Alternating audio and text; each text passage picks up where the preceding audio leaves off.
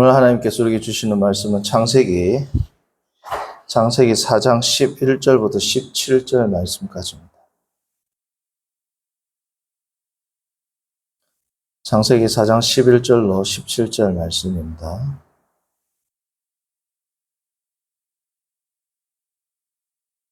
한 절씩 교독하시고 17절은 합독합니다. 11절 제가 읽습니다. 땅이 그 입을 벌려 내 손에서부터 내 아우의 피를 받았은즉 내가 땅에서 저주를 받으리니 내가 밭을 갈아도 땅은 다시는 그 흙을 내게 주지 아니할 것이요 너는 땅에서 피함을 유리하는 자가 되리라. 가인이 여호와께 아뢰되 내 죄벌이 지기가 너무 무거우니이다. 주께서 오늘 이 지면에서 나를 쫓아내오신즉 내가 죄의 맛을 볼지 못하겠니. 내가 땅에서 피함을 유리하는 자가 될지라. 물은 나를 만나는 자마다 나를 죽이겠노라. 여호와께서 그에게 이르시되 그렇지 아니하다 가인을 죽이는 자는 벌을 7배나 받으리라 하시고 가인에게 표를 주사 그를 만나는 모든 사람에게서 죽임을 면하게 하시니라. 가인이 여호와를 떠나서 에덴 동쪽으로 땅에 거주하더니 아내와 동침함에 그가 임신하여 에녹을 낳은지라. 가인이 성을 쌓고 그의 아들의 이름으로 성을 이름하여 에녹이라 하니라. 아멘.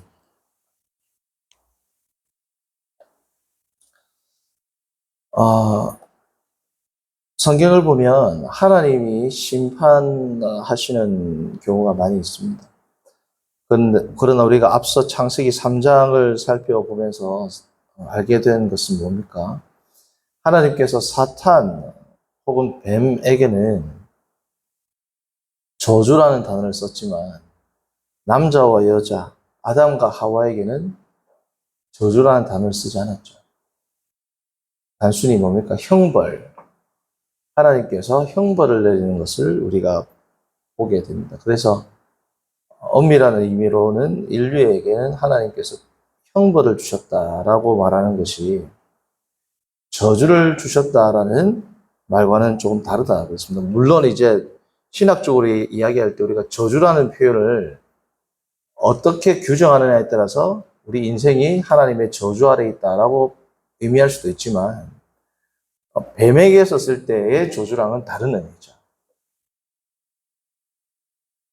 저주, 뱀에게 내리는 저주는 그야말로 어떠한 회복에 대한 약속도 없는 하나님의 형벌입니다. 그러나 인간에게 주어진 하나님의 형벌, 혹은 저주라는 말을 쓴다 할지라도 인간에게는 하나님께서 기회를 주시고 그리고 하나님께서 끝까지 붙들고 계신다라는 의미가 있죠. 그래서 아담과 하와로부터 하나님의 자녀들이 결국은 나오는 겁니다. 아담과 하와를 통하여 사단의 자녀들, 가인의 계열도 나오지만 하나님의 자녀들, 오늘 나오는 아벨 그 이후에 누굽니까? 셋의 자손 에노스를 통해서 하나님의 자녀들이 이어지기 때문에 뱀에게 주어진 저주랑은 틀리다 말씀드렸습니다. 자, 그래서 하나님의 본심에 대해서는 성경이 뭐라고 이야기합니까? 하나님이 하나님의 백성들, 하나님의 자녀들, 하나님의 거룩한 신부로서 부르신 백성들이 자녀답지 못하게, 신부답지 못하게, 백성답지 못하게 살아갈 때에는 하나님께서 그들을 책망하시고 때로는 벌을 내리시지만 하나님의 본심은 어떻느냐? 에스겔서 18장 23절에 이와 같이 말씀합니다. 주 여호와의 말씀이니라 내가 어찌 악인이 죽는 것을 조금이들 기뻐하랴. 그가 돌이켜 그 길에서 떠나 사는 것을 어찌 기뻐하지 아니하겠느냐. 하나님의 본심은 그 길에서 돌이키는 것, 그래서 사는 것, 생명을 얻는 것이다 라는 겁니다.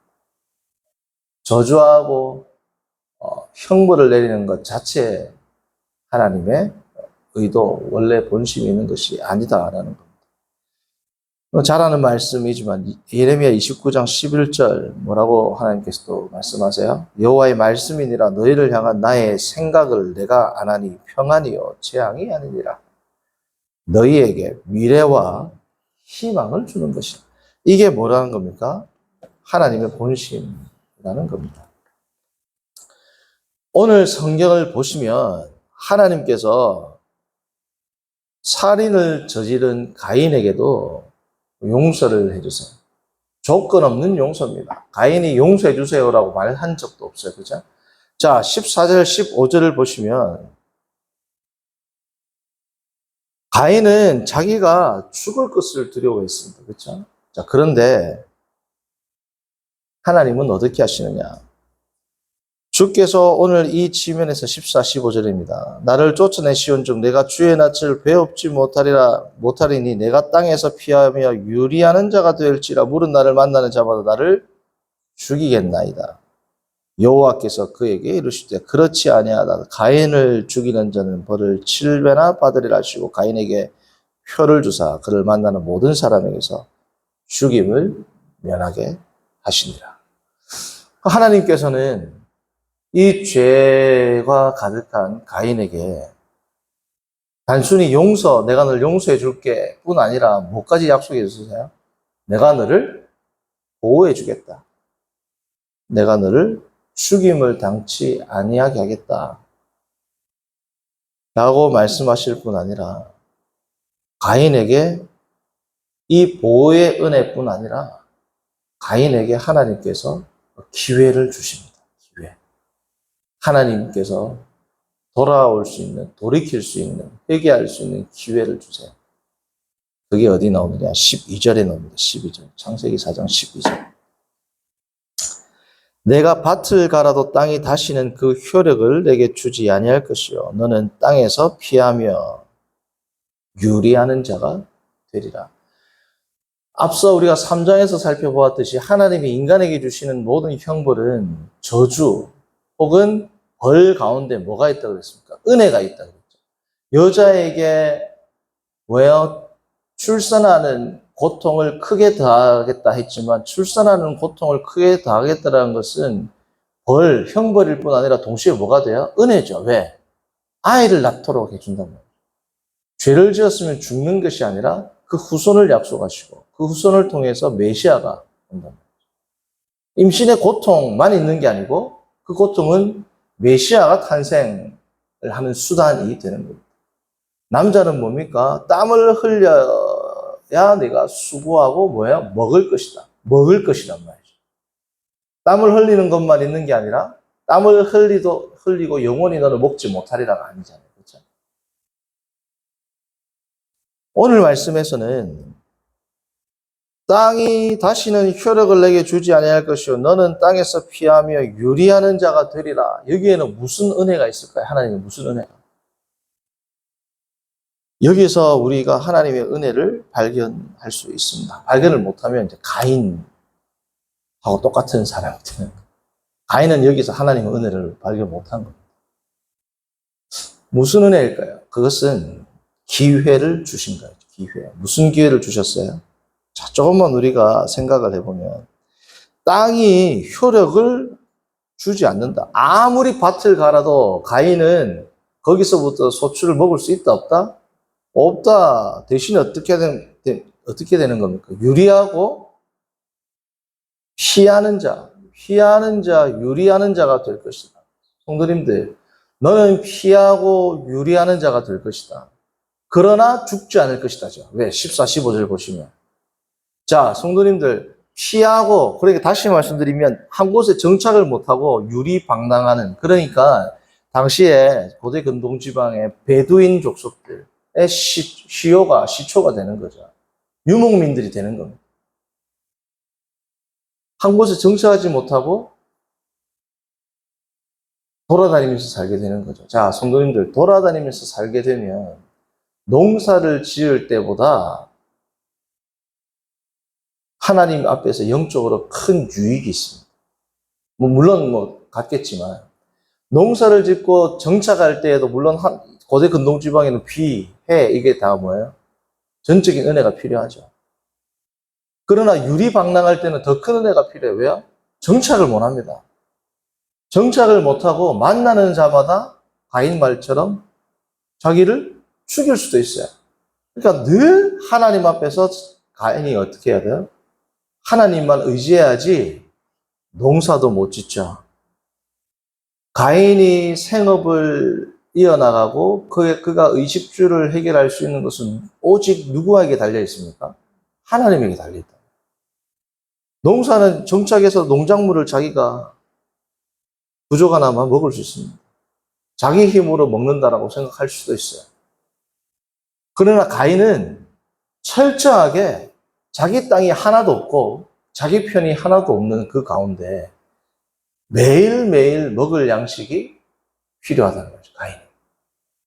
그러니까 하나님께서는 가인이 그전에는 하나님만을 절대적으로 의지하지 않는 믿음의 제사를 드리지 않았죠. 히브리서에 보면 그렇게 표현을 합니다. 가인의 제사는 믿음으로 드린 제사가 아니다.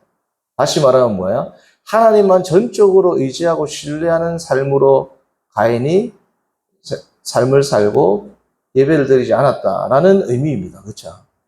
히브리서에서 가인의 삶을 평가할 때는 그렇게 평가를 한단 말이죠. 가인이 이때 이 12절의 말씀을 통한 하나님의 본심을 알았다면, 그리고 그의 삶 가운데 그 깨달은 바를 통해서 늘 하나님만 의지하는 삶으로 살았다면 그는 하나님께 돌아올 수 있었을 겁니다. 그렇죠? 자, 하나님께서 그에게 기회를 주신 거죠. 하나님이 주신 기회는 항상 선택이 있습니다. 자, 아담에게 기회를 주셨어요.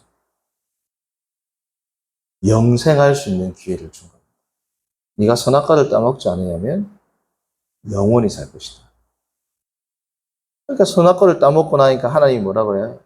이것을 따먹고 영생할까 하노라 라고 이야기해요. 달리 말하면 이 선악과를 따먹지 않으면 너는 영원히 뭐예요? 영생할 것이다. 왜? 생명나무 실과를 영원히 먹을 수 있습니다.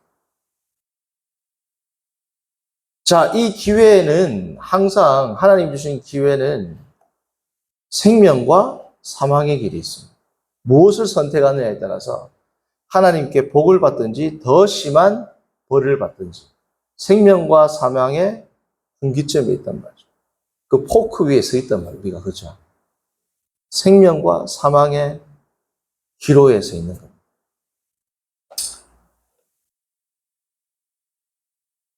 오늘 이 가인도 하나님께서 기회를 주셨죠. 그는 하나님께 돌아와서 다시금 생명을 향유할 수 있는 기회, 아니면 하나님으로부터 더 엇나가게 되는 기회를 얻게 되는 겁니다. 그래서 오늘 설교의 제목은 One Opportunity, Two Options입니다. 한 번의 기회, 두 가지 선택이랍니다. 어떤 선택을 하느냐에 따라 그의 인생이 완전히 달라지는 겁니다. 자, 그런데 가인은 어떻게 반응했을까요? 하나님께 돌아왔을까요? 아니면 하나님으로부터 점점 멀어지며 떠나는 삶을 살았을까요? 오늘 본문은 그것을 암시하는 표현을 하고 있습니다. 16, 17절을 보시면 가인이 하나님을 완전히 등지고 하나님을 배역하는 이 하나님의 기회를 하나님을 더 반항하고 하나님 앞에서 더 큰 죄를 짓는 기회로, 회개의 기회가 아니라 하나님을 더 대적하는 기회로 삼고 있음을 16, 17절을 통하여 모세는 우리에게 알려준단 말이죠. 자, 어떻게 알 수 있느냐? 자, 가인이 여호와 앞을 어떻게? 떠났다. 첫 번째. 여호와를 떠났다. 이게 모세가 내리는 첫 번째 평가입니다. 여호와를 떠났다. 그의 죄악된 길을 떠난 게 아니라 여호와를 떠났다. 두 번째, 에덴 어디요? 동쪽에. 좀 이따 설명드릴게요. 에덴 동쪽 어느 땅에? 노 땅에 뭐 하더니?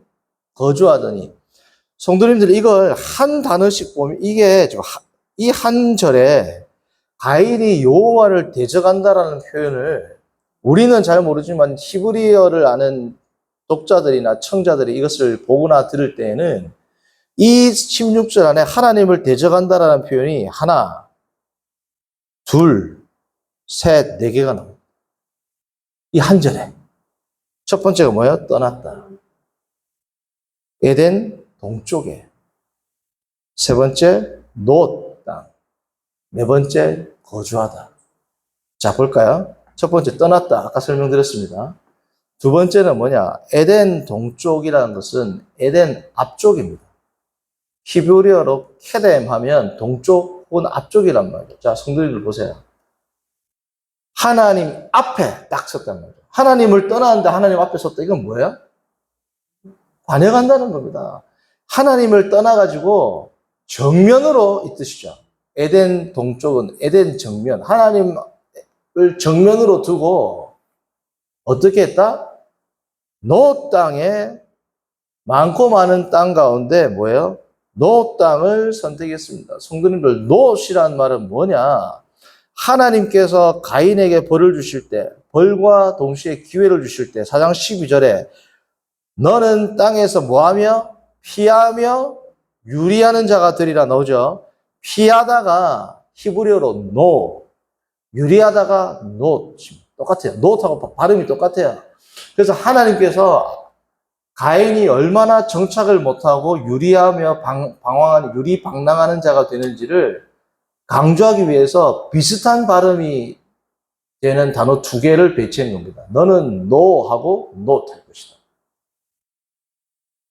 가인이 내가 not 한다고요? no하고 not 한다고요?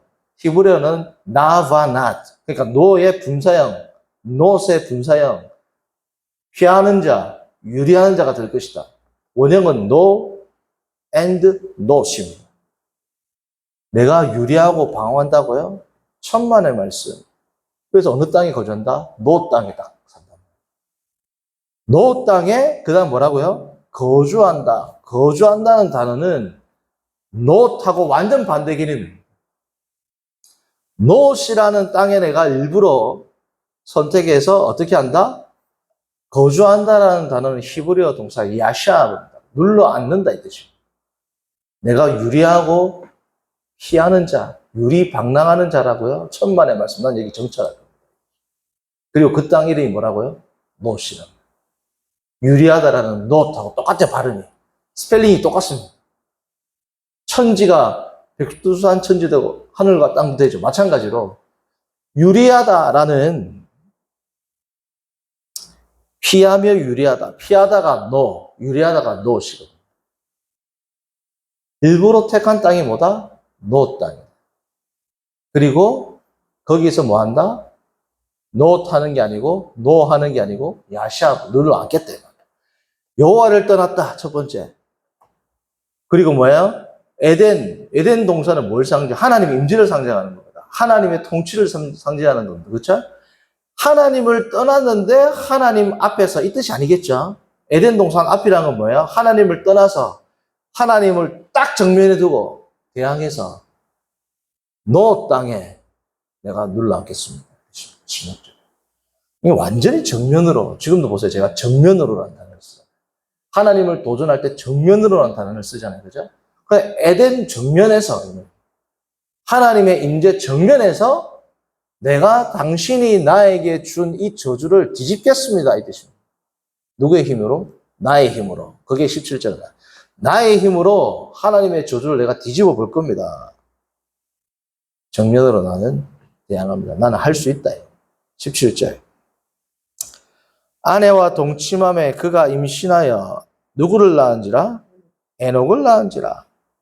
그리고 성을 쌓았는데 그 성의 이름도 뭐라고요? 에녹이다. 성도님들, 에녹 하면 히브리어로 하녹입니다. 하녹. 이 하녹이라는 것은 동사 하낙에 있어서 하낙. 하낙가 무슨 뜻이냐? 착수하다, 시작하다. 내가 내 시대를 이제부터 열겠습니다. 뜻입니다. 나의 시대, 나의 세상을 이제는 뭐예요? 내가 계시하겠습니다. 그래서 이름을 뭐라고 지었다고요? 에녹이라 지었다. 그리고 뭘 쌓는다? 성. 히브리어로 이르는 단순히 우리가 뭐 부산시, 서울특별시, 무슨 시, 성, city. 영어로 city라고 번역한 성경도 꽤 있거든요. 근데 단순히 city의 개념이 아니고 이때 당시에 이르, 이때 당시에 도시가 되려면 뭐가 있어야 될까요? 성벽이 있어야 돼요. 성벽. 그래서 우리가 창세기 11장을 보면 바벨탑을 쌓을 때 11장 4절 보면 뭐라고 해요? 우리가 성읍을 쌓고, 성읍이 똑같은 이름입니다. 성읍과 뭘 쌓고? 탑을 쌓고 나오죠. 같은 단어란 말이죠. 단순히 도시 가운데 탑을 쌓는다 이 의미가 아닙니다. 나중에 보겠지만. 그래서 이 성읍에 가장 중요한 성읍이 되기 위해서 중요한 건 뭐냐? 성벽이고 방어 체제입니다. 그래서 오늘날로 말하면 포트리스에 더 가까워요. 이 성읍이라는 것은. 시티라는 이 어감보다 포트리스가 다시 요새란 말이에요. 요새. 내가 나를 시키겠다. 유리 방어하는 자가 되겠다고, 피하고 유리한 자가 된다고 하나님이 말씀하셨으니까 분명히 적들로부터 정착을 하지 못하도록 공격이 있을 것을 알겠죠. 왜 하나님이 그렇게 말씀하셨으니까. 하나님이 너는 피하고 유리하는 자가 되리라. 다시 말하면 너는 정착하고자 할 때 사람들로부터 공격을 받을 것이다. 이 뜻이죠. 그러니까 어떻게 한다? 성을 쌓겠다. 성벽을 두텁게 하겠다. 그리고 나의 아들의 이름을 뭐다? 에녹이라고 했다. 이 성의 이름도 뭐다? 에녹이라. 이 성을 통해서 나의 시대를 열겠다. 이 뜻이죠. 그러니까 하나님으로부터 뭐야? 완전히 떠났을 뿐 아니라 완전히 정면으로 대적하는 거죠. 하나님이 주신 기회, 너는 피하고 유리하는 자가 되리라. 이것은 무슨 의미라고요? 하나님의 본심 말씀드렸죠. 죄악된 길에서 돌이키라. 네가 너의 죄로 말미암아 정착하지 못한 것은 너의 죄에 대한 너의 책임이다. 그러나 정착하지 못하는 것 가운데 나를 바라보면 내가 너를 회복시키겠다. 어떠한 회복인지는 하나님 약속하지 않지만 그러나 나에게로 돌이키면 내가 너에게 나의 생명을, 너에게 또 다른 기회를 선사하겠다라는 것이 암시되어 있단 말이죠. 나만을 뭐예요? 의지하라. 그리고 나만을 의지할 수 있는 더 좋은 환경으로 내몬 겁니다. 하나님 결국은. 그죠? 이것은 버린 동시에 기회란 말이죠. 하나님 앞에서 하나님만 바라보도록 하나님 그 환경을 열어주신 거란 말이에요. 시각을 달리하면 벌로 보는 게 아니라 큰 은혜로 보고 하나님 저에게 이 은혜를 허락하시면 감사합니다. 라고도 볼 수 있는 시각을 가질 수 있다. 근데 이것을 단순한 하나님의 저주로만 받아들이고 정면으로 대치를 한 겁니다. 우리가 다음 시간 보겠지만 이 하나님을 정면으로 대치하면서 나오는 게 뭐냐? 찬란한 문명이 나와요. 찬란한 문화가 나옵니다. 찬란한 과학이 나옵니다. 그러나 절대로 하나님을 찾지 않죠.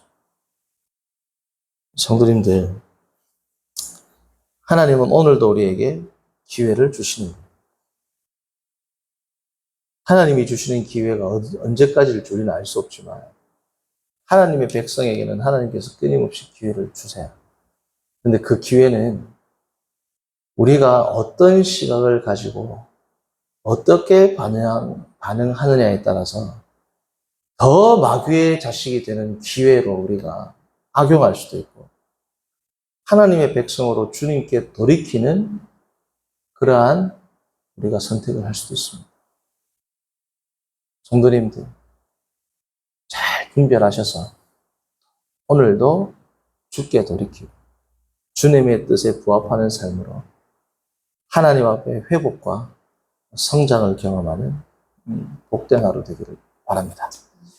기도합니다. 선하신 하나님 아버지, 오늘 우리가 창세기 4장 11절로 17절의 말씀을 통하여 하나님이 주신 기회를 주님께 복받는 기회로 선용해야 함을 다시금 생각하고 다시금 묵상하게 하심을 감사합니다. 주님이 주신 기회를 믿음으로 잘 반응해서 하나님 앞에 온전히 세워지는 복된 인생들 되도록 인도하여 주옵소서. 예수님의 이름으로 기도합니다. 아멘. 하늘에 계신 우리 아버지